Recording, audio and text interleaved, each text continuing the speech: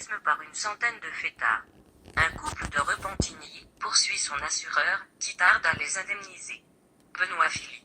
Après avoir vu leur maison saccagée par une centaine de jeunes lors d'une fête qui a dégénéré, un couple de Repentigny poursuit pour 103 000 $ sa compagnie d'assurance, qui tarde à les indemniser.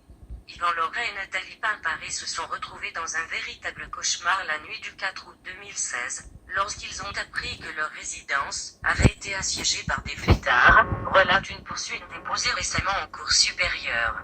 En Floride, le couple, qui a préféré ne pas répondre aux questions du journal sur les conseils de leur avocat, se trouvait alors dans sa maison secondaire, en Floride. Selon nos informations, l'un des deux garçons du couple avait organisé une soirée chez lui avec une poignée d'amis, pendant l'absence de ses parents. Or, le mot a circulé sur les réseaux sociaux et près de 150 personnes, dont plusieurs inconnus, se sont présentées à la fête. Prévenus, les parents ont alors alerté les policiers locaux à partir de la Floride. Ceux-ci sont intervenus pour évacuer la demeure, mais le mal était fait. Dommage important à leur retour au Québec une semaine plus tard, le couple a constaté l'ampleur des dégâts, s'élevant à 103 000 $, selon leurs estimations. C'est ce montant qu'ils réclament à l'Unique Assurance Générale. Les jeunes ont envahi, saccagé et vandalisé l'immeuble, son contenu, sa piscine et son spa, en plus de voler certains biens meubles, peut-on lire dans les documents déposés au tribunal. Monsieur Lorrain et Madame Pimparé indiquent aussi qu'ils étaient couverts pour vol et vandalisme. Ils ont fourni toutes les pièces justificatives à leur compagnie d'assurance le 26 août 2016. Or, selon la poursuite, l'Unique n'aurait transmis aucune réponse à la déclaration de sinistre de ses clients, et ce, près d'1 an et demi après l'incident. Entre-temps, le couple a eu le temps de renouveler à 2 reprises son contrat avec la compagnie.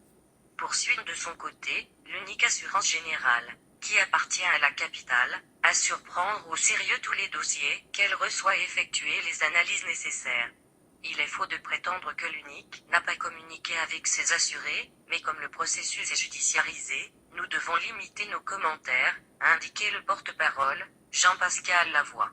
Ironiquement, la Capitale Assurance diffuse actuellement une campagne publicitaire à la télévision où l'on voit un jeune organiser une fête sur les réseaux sociaux, alors que sa mère s'apprête à partir en voyage.